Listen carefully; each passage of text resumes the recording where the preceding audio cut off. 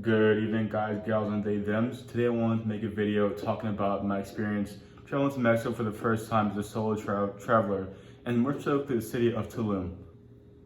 Now, before I start this video, I also want to point out the fact that I am shirtless. I didn't really intend to do that, but I'm just sweating so much. I'm sweating as I speak right now. I've been sweating all day. It was my first point. One big thing about going to Mexico, or Tulum specifically if you're going during the summertime, which I am now, it's currently month of May, is that you're bound to sweat buckets, all right? Just sweating, you're sitting in your apartment, you're walking down the street, you're breathing, you're existing, you are gonna be sweating. So with that being said, make sure to travel light. Pack clothing that's really light, really lightweight, really breathable, stuff like that. Or if not, just buy local clothing that's very lightweight that you can maybe throw away before you leave and stuff. That's a problem, or that's something that I didn't really consider or think about. Actually, for this video, I was gonna wear this shirt.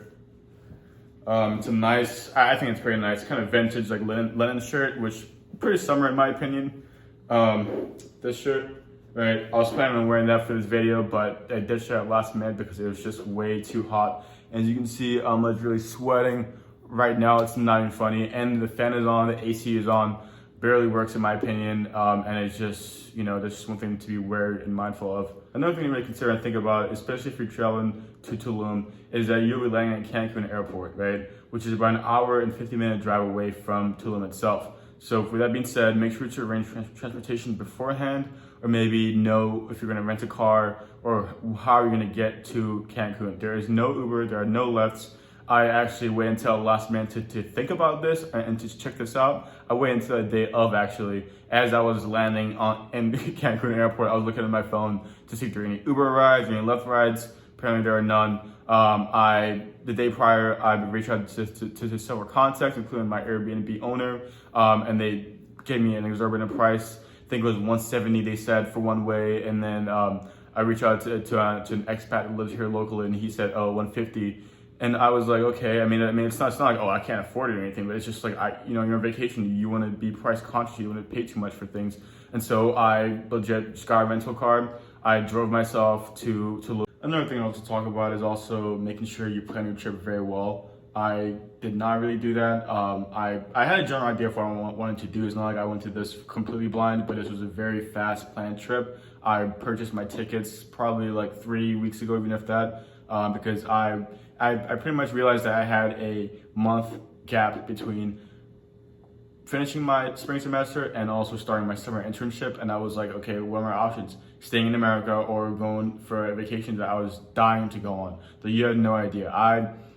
Anyone who knows me knows that I always talk about, oh, I've got to go on vacation, I've got to go somewhere, and this is my chance. So pretty much I booked a ticket, I booked my Airbnb, and I just said, let's go, let's get started, right? And I feel like it's the attitude you gotta have when it comes to a lot of solo travel and stuff. And for me, I find it pretty fun because just winging, travel as I go and stuff like that. Of course, I'm gonna run into a lot of issues. Of course, you're gonna run into a lot of, road bumps or things like that. Maybe things you have to assess, maybe things you have to change, maybe things you have to learn. It's all a learning experience. And you know what? Whatever mistakes or whatever issues or roadblocks I ran into this time around, next time around when I travel, I won't run into them. And so that's just what it is. But pretty much just having, I would say, if I could do this again, I would have planned better, have a more detailed layout of like, okay, I want to do this day. I have these tours all lined up. I know this contact, I know this person. I've already talked to them before, and I have a sense of what to expect. Also, like packing very well and stuff like that. I bought way too many things, as I often do when I travel and stuff like that. You can ask people. I mean, I'll tell you every time I go somewhere, I always bring so many things. But when you go on vacation, especially to like Mexico or to Tulum and stuff like that, you have to be very mindful of like what to bring and stuff like that, because it's like you don't need as many things. You really don't. Very, very humid, very warm. Tulum is located in a jungle. And my next spot will be Playa del Carmen, which is next week, which I hopefully plan to have a more planned out experience in. But regardless, I completely enjoyed my time in Tulum, and it still has not come to a close yet. I still have a few more days left here, and then more things I want to explore and see and share with you guys. And I can't wait to just share my Mexico trip with you guys. I'll be here for the rest of the month of May, and I just look forward to just being here, sharing my experience, whatever tips and stuff that I could put out there, and just showcase and stuff like that, and catch you guys on the flip side. Adios. Goodbye, and have a blessed day.